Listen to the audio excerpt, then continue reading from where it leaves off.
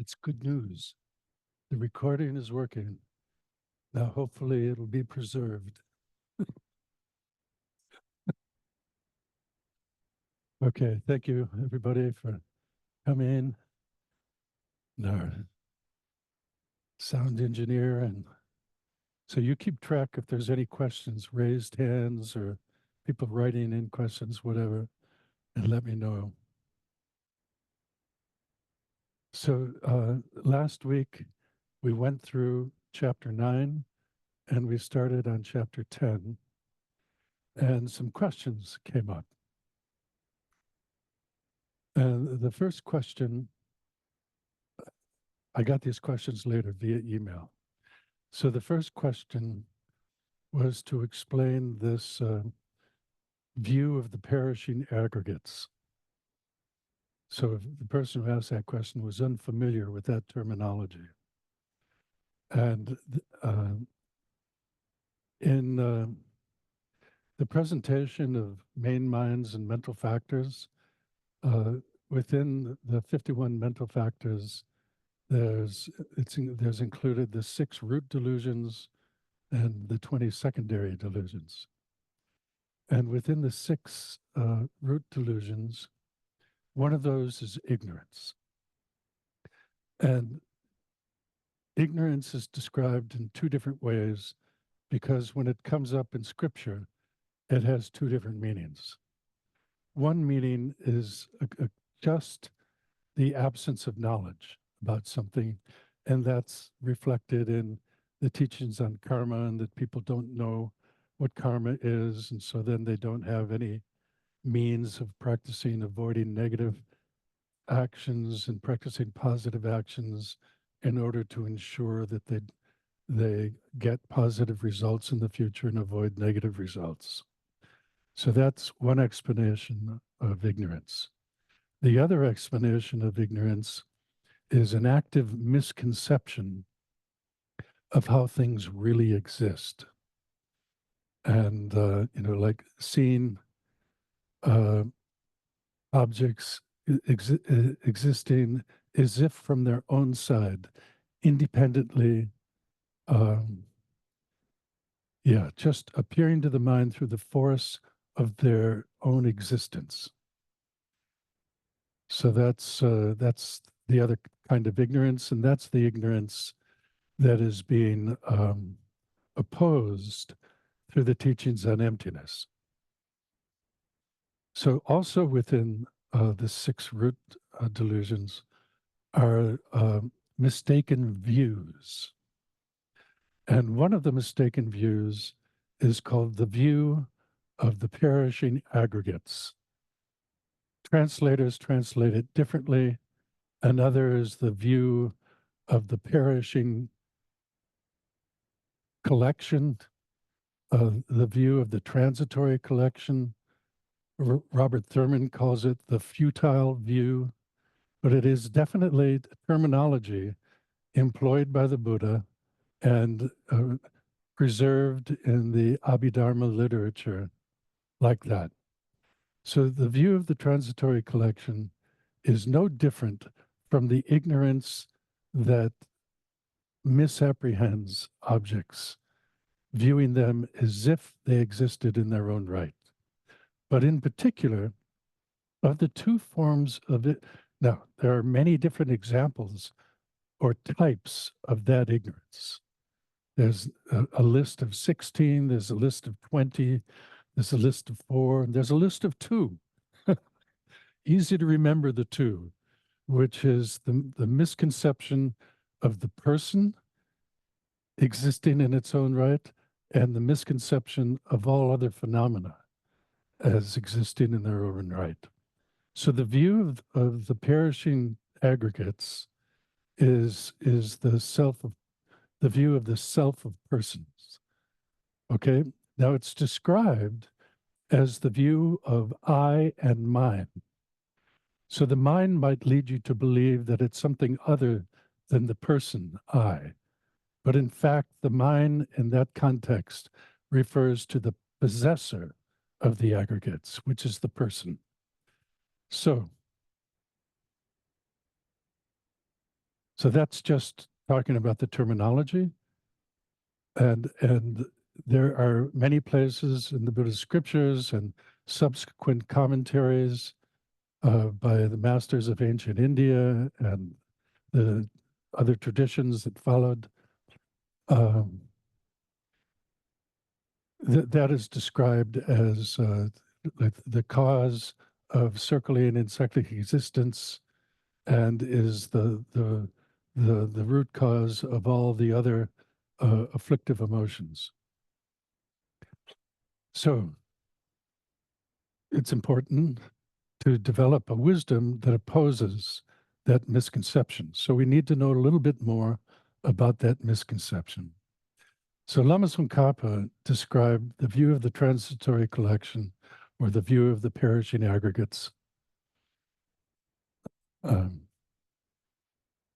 He described it as, it views the mere I, which is the person.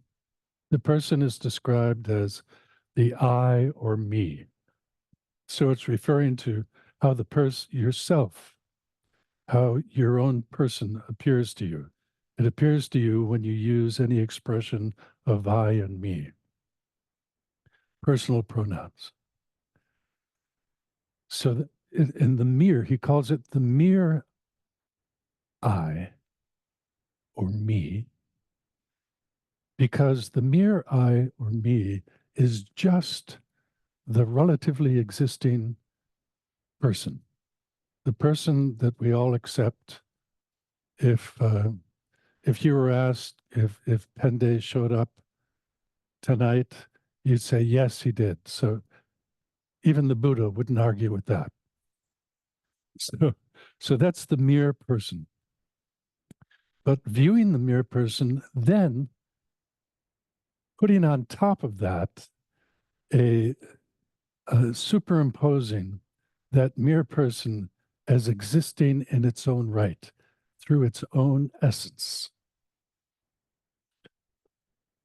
That's the view of the perishing aggregates.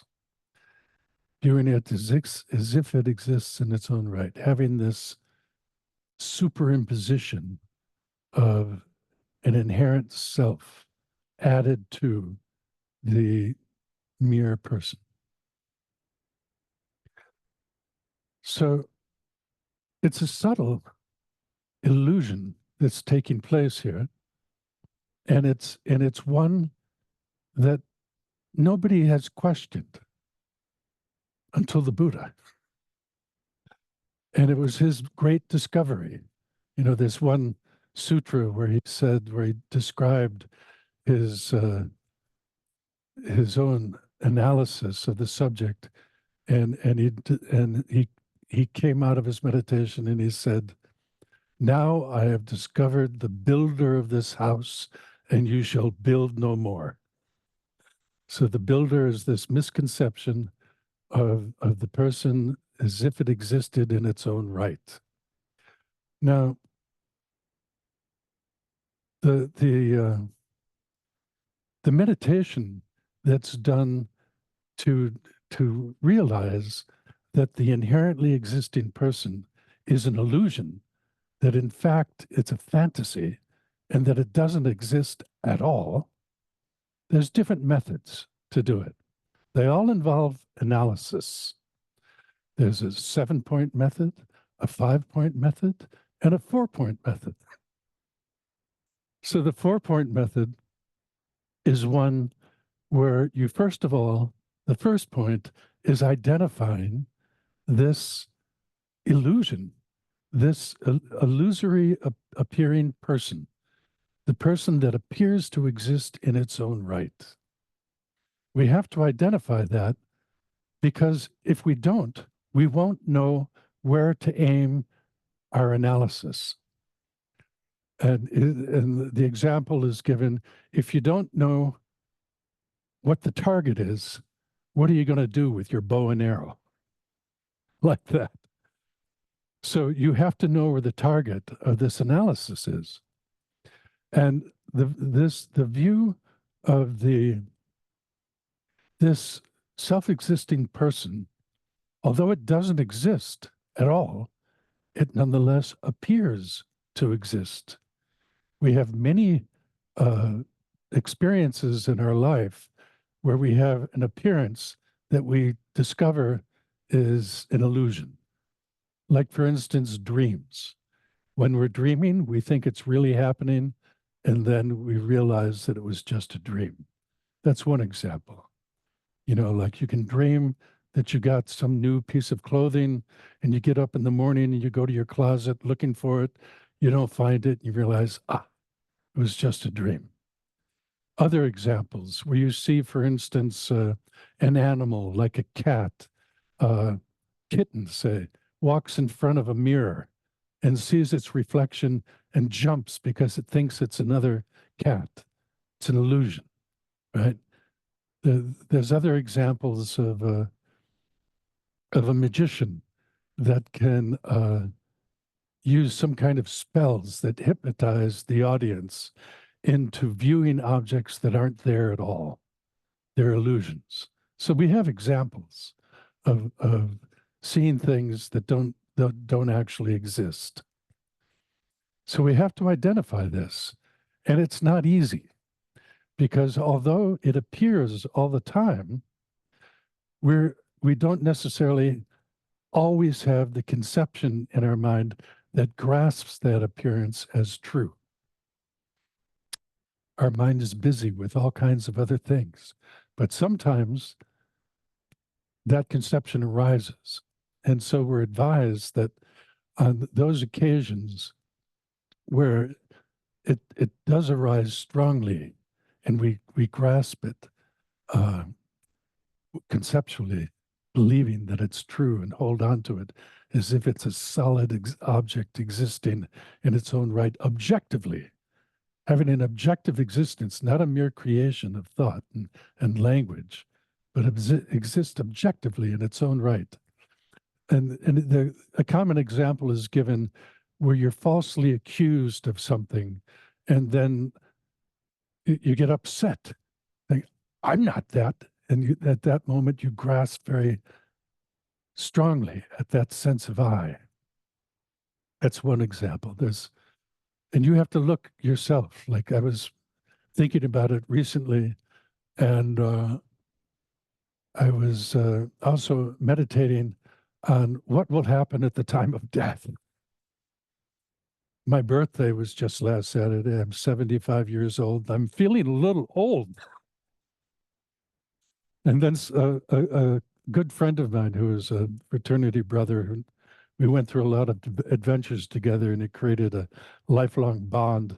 And he passed away last Tuesday. And he was a year older than me. So I'm thinking about, so what's going to happen when I die? Am I going to really be in control of myself or not? You know, and at that point, I say, okay, there you are, and you're by yourself, and the doctors all said, sorry, we can't do anything more for you. We can give you some painkillers.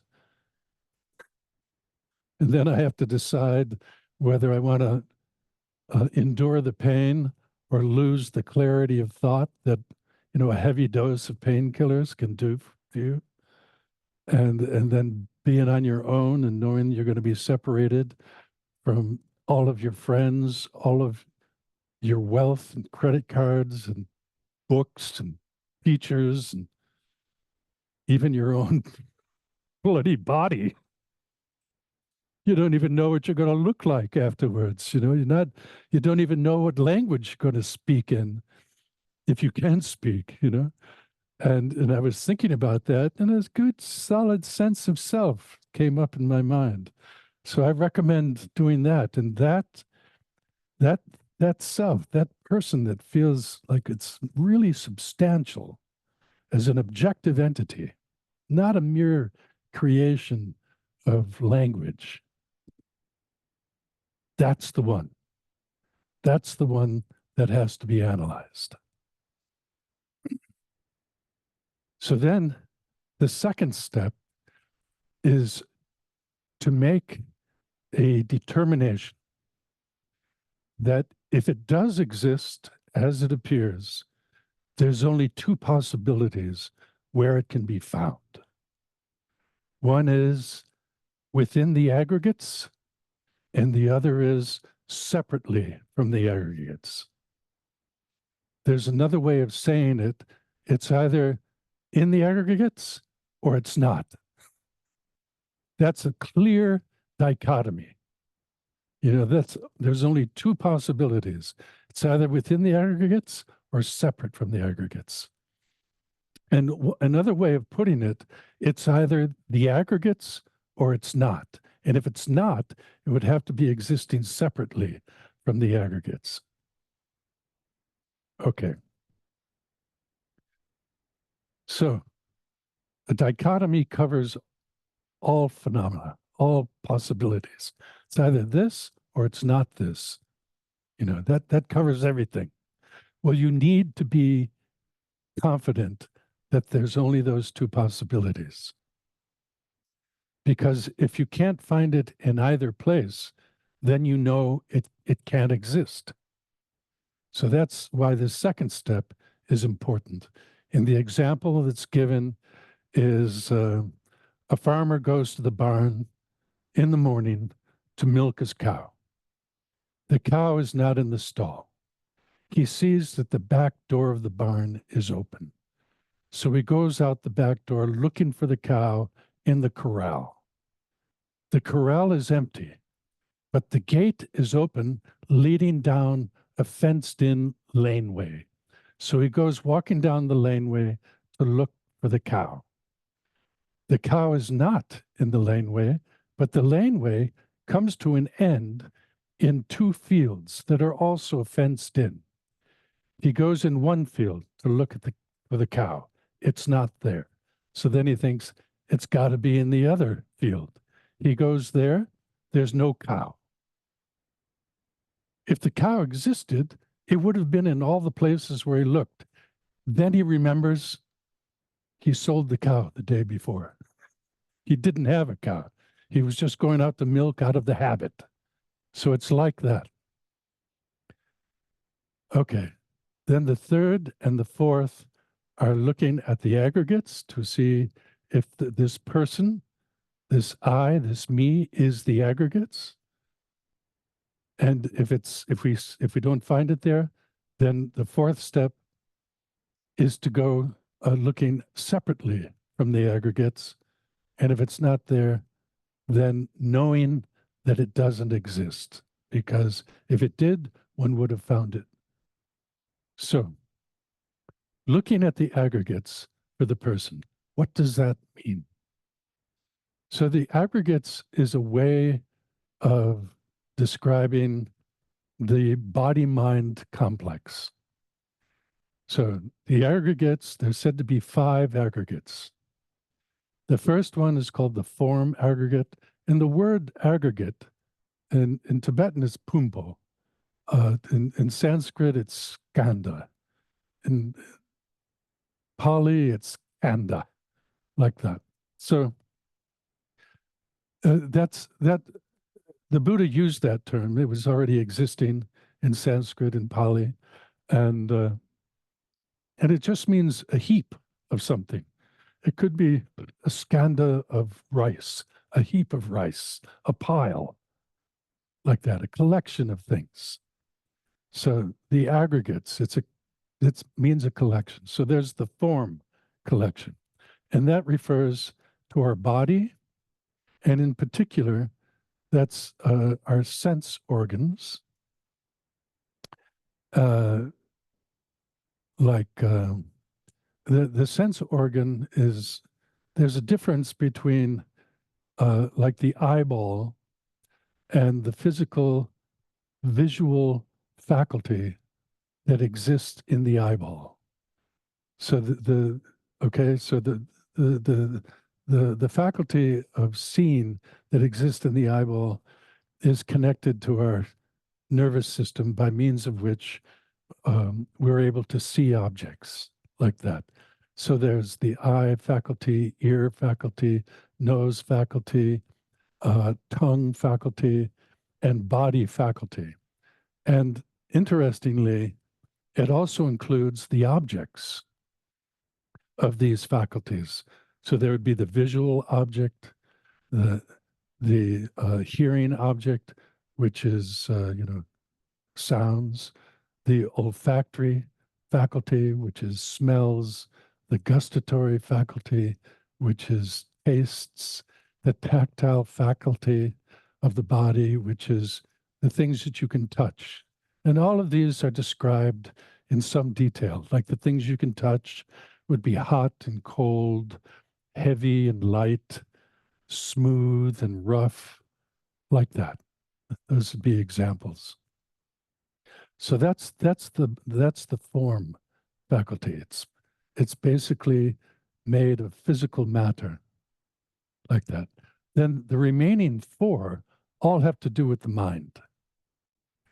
The second aggregate is the aggregate of feeling.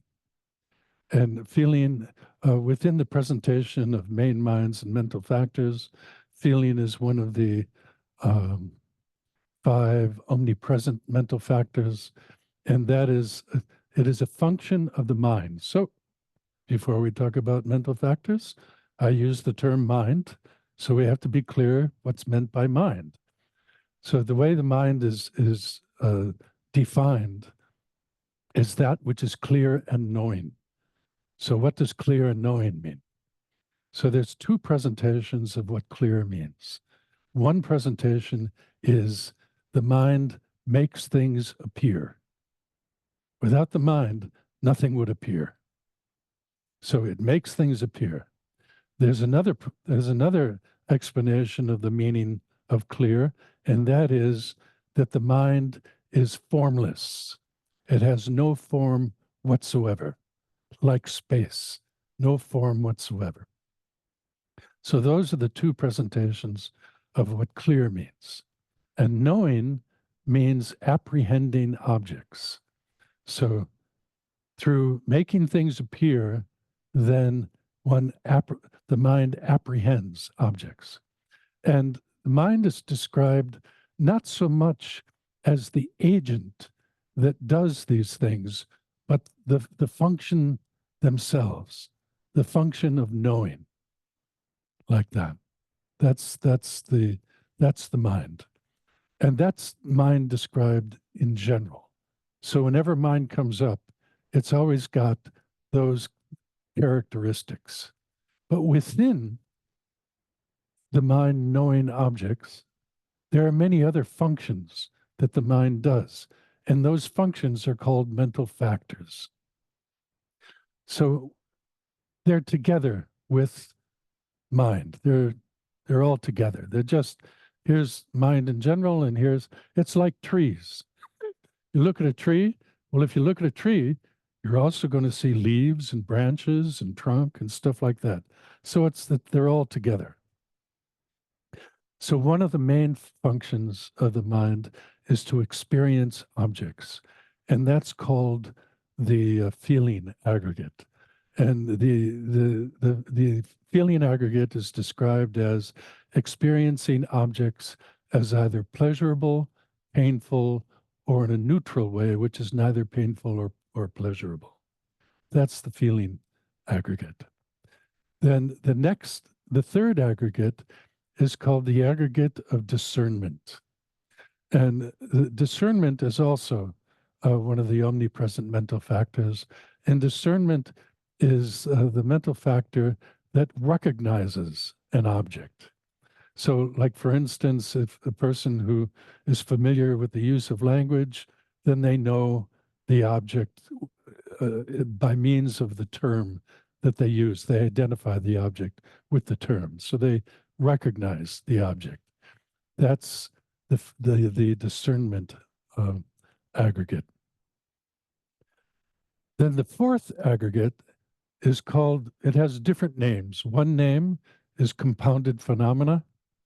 So compounded phenomena means products, creations.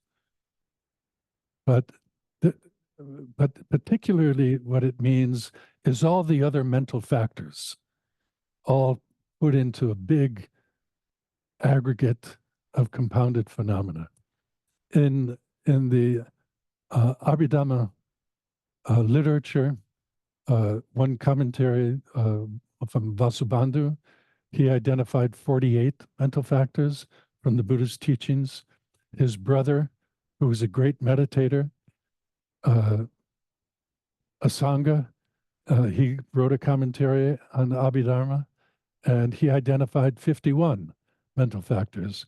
And both of them said that the Buddha said that there were many more mental factors than just the ones that the Buddha enumerated.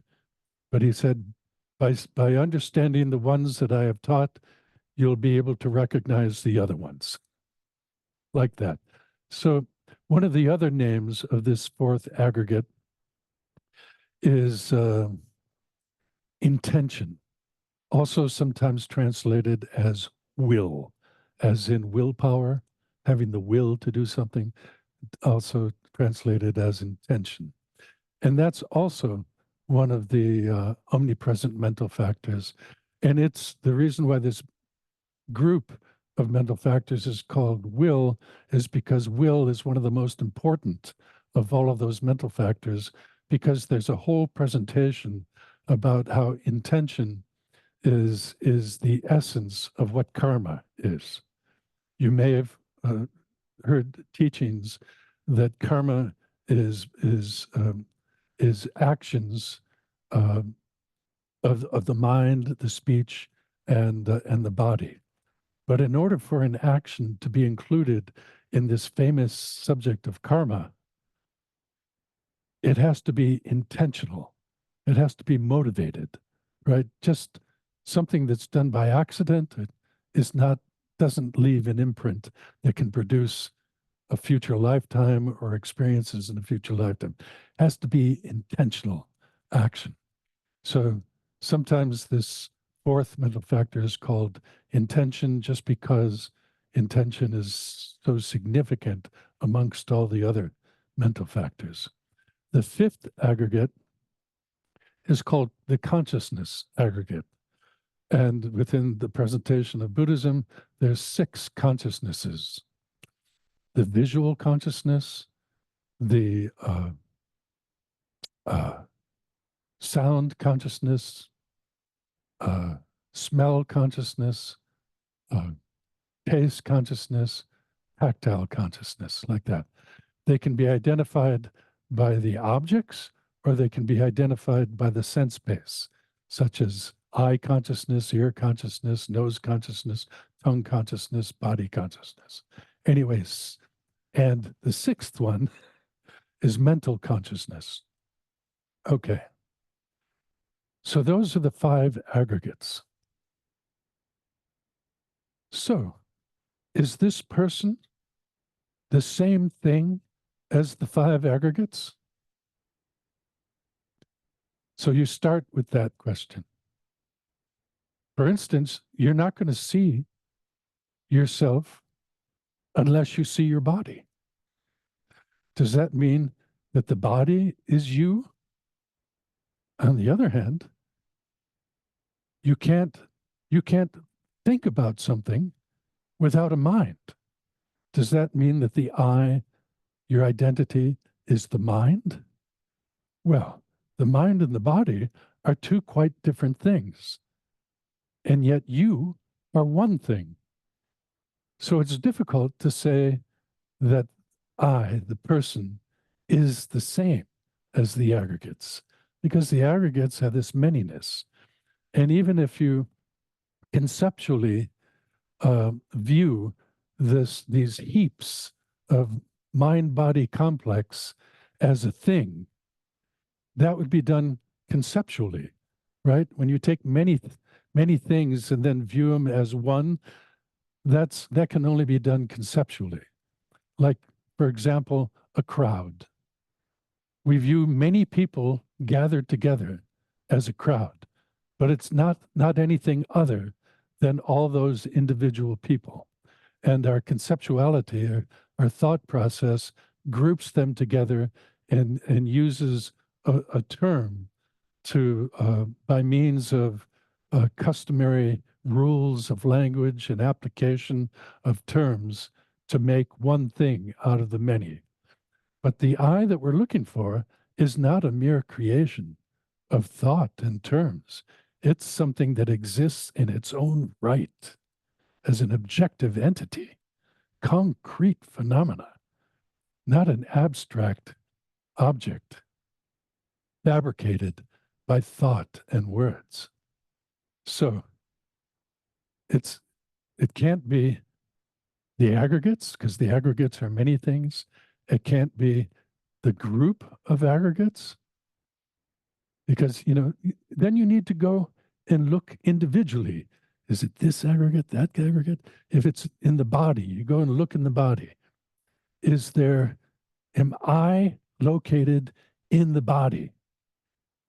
There's no organ in the body that's me. Sometimes we say, I'm holding a watch. Does that mean I'm the hand? No, because I'm holding a book too. Then I'd have to be two things, the left hand and the right hand. That's not possible. I'm not these body parts, and I'm not something else in there like the alien ready to burst out of one's chest. But it's not there. It doesn't exist at all as a part of the body or anything else included in the body. And then you go to the mind. Is it the mind? Well, the mind is main minds and mental factors, so many things. So you have the same problem of dealing with this one thing on the basis of many things that's happening. And furthermore, we don't see ourselves as the mind because we also see ourselves in terms of the body. Like I'm sitting here. My mind is not sitting here. It's my body that's sitting here.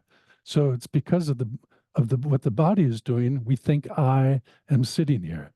When we're thinking and we're thinking, I'm thinking, then it's the mind activity that we generate the thought of I on. But it can't be just the activity of the mind, because then that would leave out how we think of ourselves in relation to the body. Like that. Also, going back to the fact that any moment of mind has so many factors, like, the main minds that are apprehending objects, as well as the mental factors that are present in each main moment of main mind. And even when you think about the mind, its essential function is to apprehend an object, right? To know an object. If there's no knowing taking place, there's no mind taking place. So knowing depends upon the object known, right? There's something appearing and there's a recognition about it that's taking place. There's an experience of that object. There's thoughts about that object. There can be motivations to do something because of having seen that object. All this activity that's taking place is depending upon this apprehension of an object. So without the object, there's no mind. So what we're looking for is something that exists in its own right, not something that exists relative to something else. The apprehension of an object exists relative to the object, depends upon an object, which is other than the mind, like that, but it's dependent. So it's not the mind either. There are schools that come down to saying it's got to be the mind. It's got to, and in particular, okay, which mind? Is it the visual consciousness? Blah blah blah. Mental consciousness. It's got to be the mental consciousness because that's what moves from life to life, like that. Okay, mental consciousness. So then, if it's mental consciousness, then you're not sitting here, and you're not listening, and you're not seeing, because mental consciousness doesn't do any of those things. like that. So then they're pushing something because they're believing that there has to be something substantial to justify the fact that I exist, because they believe there has to be this inherent nature of a thing in order to justify its existence. But it's can't prove that through this analysis. So it's neither the five aggregates, nor is it anything within the five aggregates. So then it must be something else. Now, if it's something else, remember the object that we're looking at, analyzing, is an object that exists in its own right. So if it's something else, it would be existing in its own right and thus independent of the five aggregates. Well, when you look at yourself, you don't see yourself independently of characteristics of the five aggregates. You see yourself with a face, hands, legs, a body. You see yourself in terms of seeing, hearing, smelling, tasting, thinking, experiencing. You see yourself in terms of the five aggregates. So it doesn't have characteristics independent of the five aggregates. Even when we look at it in terms of being the possessor of the five aggregates, it would still be depending upon the five aggregates to be the possessor of the five aggregates, and therefore can't exist independently of the aggregates if it's being viewed as the possessor of the five aggregates. There's also a term that's called, what's it called? The app, I forget the term, but uh, when you pass away, and then your karma forces you to take on a new set of five aggregates. So then the person is talked about in terms of the acquirer of aggregates. So even that can't exist independent of that which it is acquiring, like that. So it can't exist independent either of the aggregates. And it's not the aggregates or existing inside the aggregates. So it's neither one of those two things. So therefore, it doesn't exist. And when you reach that conclusion, that's the object you hold in meditation for as long as you can. And as soon as you find yourself no longer viewing that mere absence of this inherently existing I, then you go through the analysis again to bring it back to mind. And when you get very familiar with the analysis, you don't have to do any analysis. You just bring the mere absence back to mind. Okay. So that's yeah, it's interesting. I remember one time I did two 10-day courses with Goenka. It's mindfulness. It's called mindfulness meditation, based upon a Burmese system that Goenka learned from his teacher. So two 10-day courses back to back. And the mindfulness meditation was described as insight meditation, but there was no analysis involved in it at all. The main thing that we were told to stop was thinking about what was going on. We had to stop thinking about what was going on. So whether you're thinking about the pain in your knees, very common at the time for me and others, you had to stop that. And whether you're thinking about what am I supposed to be doing, you're supposed to stop thinking about that. Just stop thinking. And and there is some relationship between thinking and the illusion of an inherently existing person or inherently existing other phenomena. It is thought which makes the mistake, right? But my own teachers say, it's not very skillful to try to free yourself from this misconception of inherently existing things by stopping to think. For example, if you stop thinking, you won't even lift up your foot to avoid a crack in the sidewalk and stop yourself from tripping. Thinking is useful.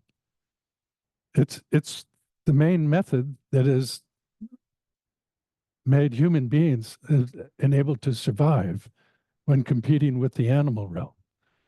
The animals are born with much better abilities to survive than humans are. We can't survive eating grass. If you want to go out and hunt, good luck. We don't have claws. We don't have fangs. Like there was one argument that the Dalai Lama used against those people who said that human beings are naturally aggressive. He said, like what? He said, like a lion?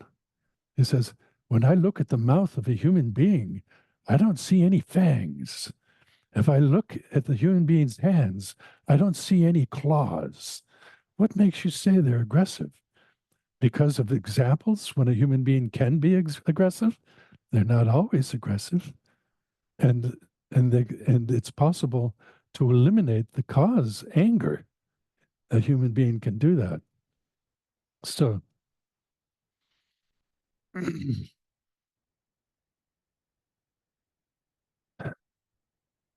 so in meditating on emptiness, following the tradition of the great masters of Nalanda Monastery and other great uh, centers of Buddhist learning in ancient India, Vikramadishila was another great monastic university there.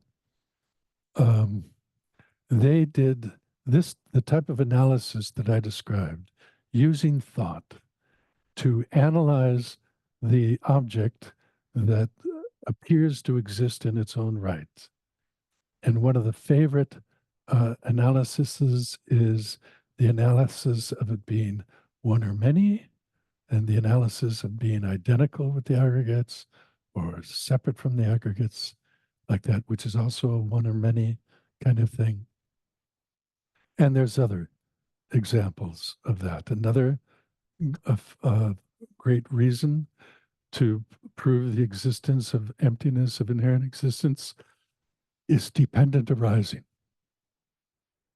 If something arises dependent upon causes and conditions, it can't exist in its own right. So if it doesn't exist in its own right, it's empty of existing in its own right. So, and this is another characteristic of things existing in their own right. If something exists through the power of its own existence, and so it appears to your mind because of its own existence, its essential nature, its own essential nature appears to you, and then you know it like that. But if it exists through the power of its own being, then it couldn't be a product of causes and conditions because it exists by its own being independently. Independently includes being independent of causes and conditions. If something exists independent of causes and conditions, it would have to be permanent and it could never change. It could never do anything. It couldn't have a function at all, and it would be permanent. One of the other wrong view or mistaken views the view of the perishing aggregates, there's one called wrong view or extreme view. can't remember exactly. And that's the one where a person believes in an independent, inherently existing person, but thinks that that person didn't exist previously to this life, which would be a denial of causes and conditions, and also uh, would be believing that at the time of death it would cease to exist, which is a extreme view of nihilism or annihilation of this inherently existing thing, which if it really did inherently exist, it would be permanent. Nothing could destroy it like that. And if it couldn't function, then it wouldn't even be able uh, to bounce photons off of it. So you wouldn't even be able to see it like that. So these are important characteristics or consequences of the view of things existing in their own right. Okay. So that covered a couple examples, like talking about this view of the perishing aggregates and talking about the what the five aggregates are.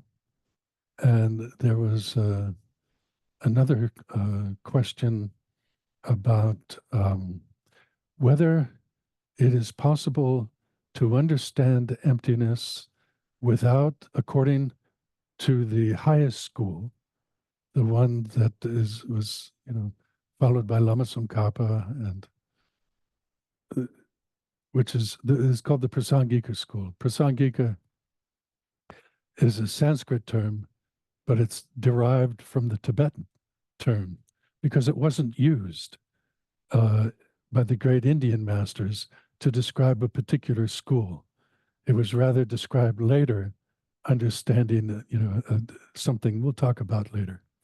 But whether or not one can understand this highest subtle view of emptiness without studying all the other views, all the other tenant systems, all the other philosophical schools, whether non-Buddhist or Buddhist. And the answer is it is possible to understand emptiness without studying all those other schools. Like there's so many great masters who were not scholars and relied upon the teachings of their own master and gained, all the realizations necessary to achieve liberation and Buddhahood. But there is an advantage of studying these other schools because they're described in these great um, treatises by great masters like Nagarjuna, Aryadeva, Buddhapalita, Bhavaviveka, Chandrakirti, Shantirakshita, Kirti, what is his name? Can't remember. Shantirakshita and Kamalashila, and so many others. So many, and then of course the Tibetan masters who are commenting on the texts of the great Indian masters. And so they're all referring to these other schools of thought in order to gain clarity through comparing one view with another, through comparing one view with another. So by studying these different views, then when you're studying those great texts, then you understand the comparisons that are being made. Not necessary, because you can gain the right view by relying on a qualified master who understands the right view and has a good connection with you, and you have a good connection with that master to be able to communicate with each other in such a way that the right understanding comes to mind. But when you look at these, if you're studying these great texts, like even Lama Tsongkhapa, he refers to these other schools of thought, and it's a traditional way of teaching. Like if you want to introduce your own view following a traditional methodology, you do it by saying, okay, there is this view that others hold, and then describe what that view is, and say, but we disagree with that view because of these such and such reasons.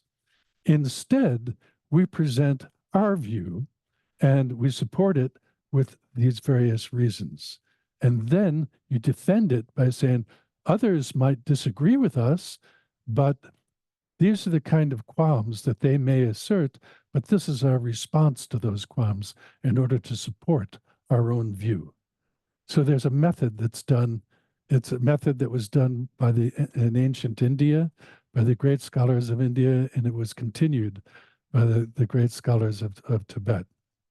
So there is an advantage of studying the different philosophical views, both those held by other Buddhist schools, as well as Hindu schools that those Buddhist schools were comparing their view with, like that. So, so that covers both points. Not necessary, but there's an advantage. Like that. All right. So that was those two questions. Let me just check a moment, to be sure. Oh, there was another question. And that was, can we develop the right view, which means understand emptiness, without having a basis of calm abiding? Or what is it? In this text, it's called meditative. What is it? No, it's not meditative. They use another term, I think. It could be equipoise, but I think that term is used for something else. Like quiescence or, yeah, I forget the term that's used. But it was the chapter before the insight chapter. So, and the answer is we can develop a correct understanding of emptiness by relying upon reasoning. So, and that correct understanding is in accord with the direct experience of emptiness. And it's the direct experience of emptiness which is the actual realization of emptiness. But through reasoning, we can understand emptiness, and we can use that understanding with calm abiding, mental quiescence, in order to gain the direct experience of emptiness. So reasoning, or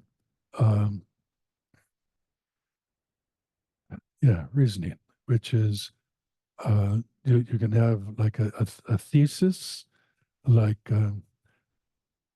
the person does not exist in its own right, and then with a reason supporting that, because it's a dependent arising. And so you have to prove that the person is a dependent arising. Say it is a dependent arising because it's depending upon parents, things like this, or it's depending upon a designation by name and thought, like that. It's dependent. And so you've got that covered, but then the other relationship is harder. Whatever is dependent arising cannot exist in its own right. So then one has to verify that. And whatever does exist in its own right cannot be a dependent arising. That's a counter pervasion. The pervasion and the counter pervasion. That's talking about the relationship between the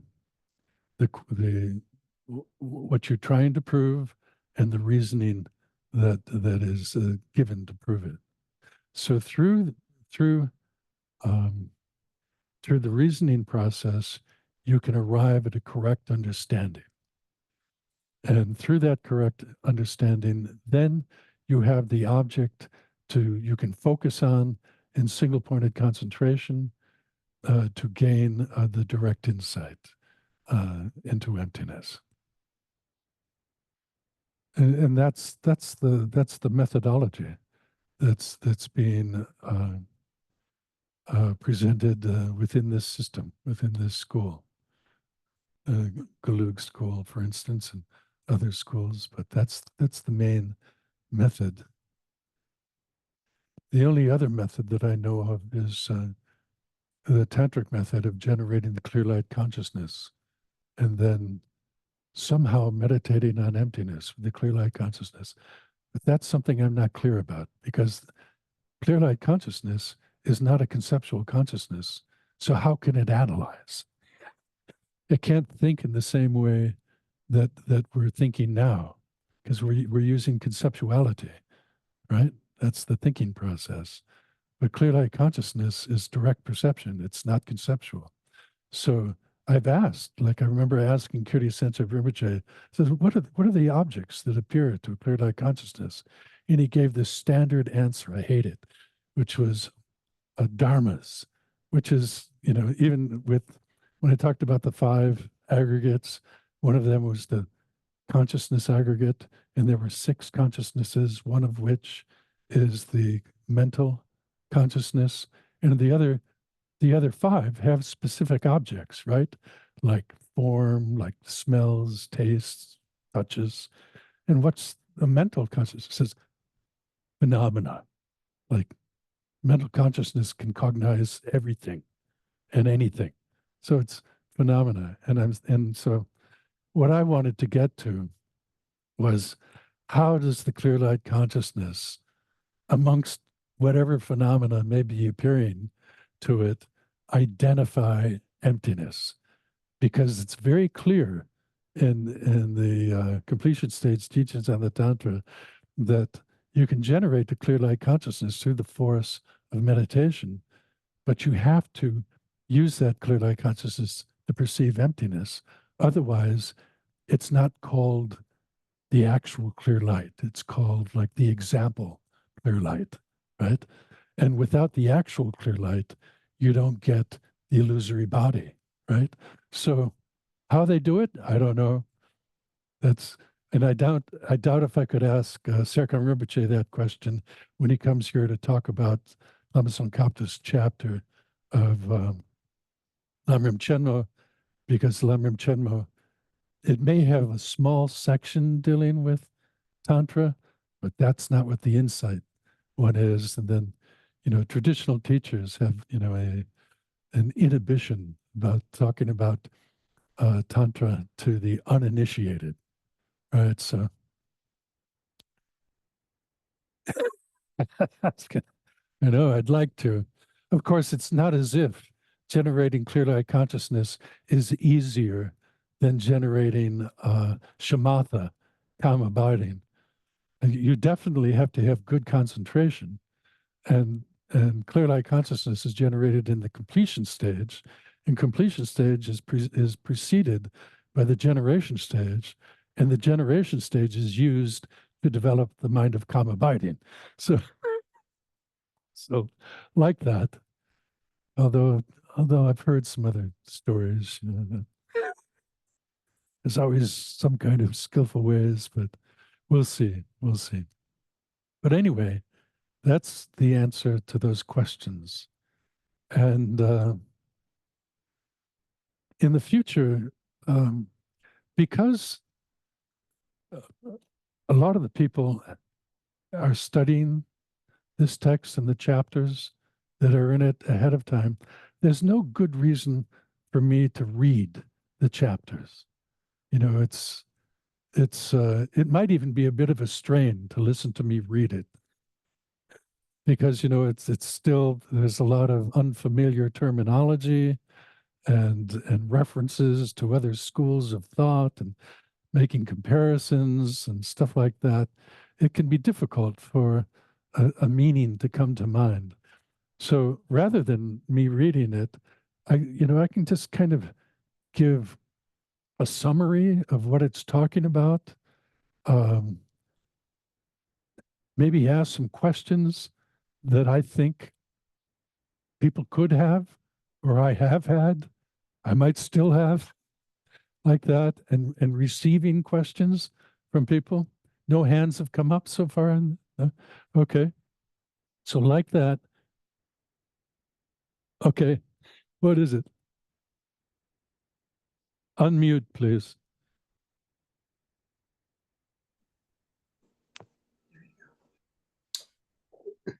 Okay. If I'm the one asking the question I have is, how do you differentiate the clear light state that one might be able to achieve when doing a dissolution and a tantric practice from actual emptiness, if you end up in a clear light, or if you can end up in a clear light state that has the characteristics that might be set forth in, like, the Heart Sutra. The mind is not grasping at anything. You dissolve everything into a state which you might say is clear light, and I might say it's emptiness. So what I would like to know is, how do you distinguish those two? It's because the clear light consciousness is a very subtle consciousness, and that is not dealt with in the sutra teachings of the Buddha.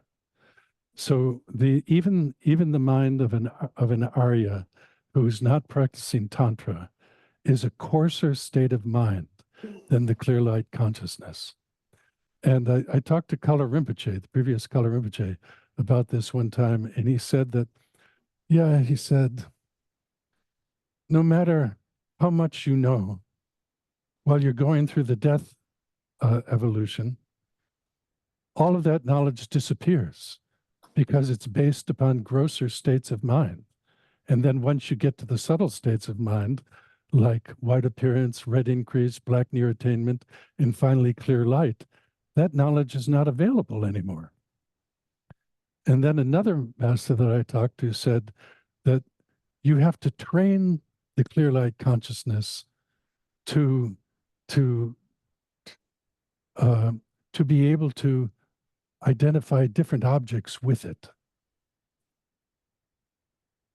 He said that, you get this consciousness, and then it's this incredible experience, and then you have to generate it more and more, so that, like omnipresent mental factors, perhaps the clear light consciousness, because it's a consciousness, will have mental factors. Then you have to train that clear light consciousness to be able to identify objects such as emptiness. So the clear light, the realization, direct realization that Aryas have, that's presented in the sutra teachings, that's a coarser state of mind than these very subtle consciousnesses. And those very subtle consciousnesses were not dealt with in the sutra teachings. At the most, they're referred to as neutral. It's only in the highest class of Tantra that they are worked with. Is that clear, Bob? It still leaves a question in my mind.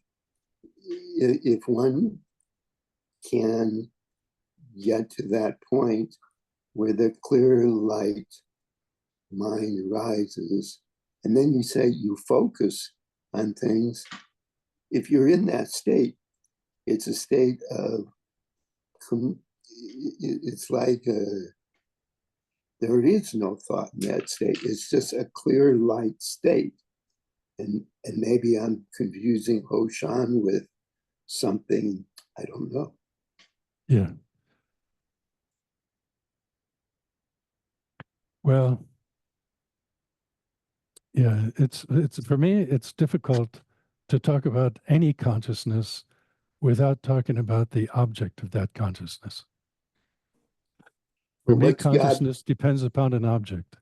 And even, what's his name? The Panchen Losang, what's his name?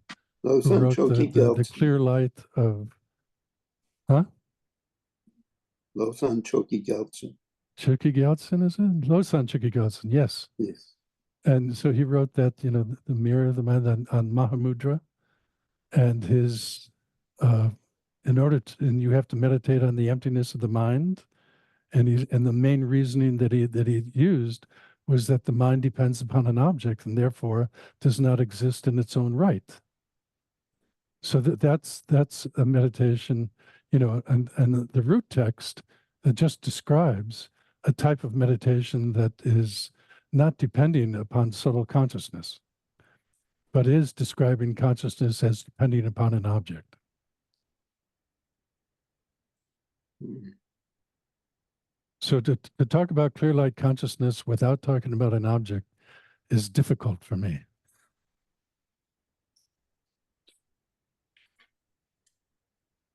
So, these are questions that we can, they had to have answers. So I'm glad it arose because I have that question, you have that question, like that. Your answer and my answer just opposite. Yeah, so there you are. Okay. Different points Thank of you, view. Pende. Thank You you, bet. Pende. Thanks for asking that. Okay, we've exceeded our time.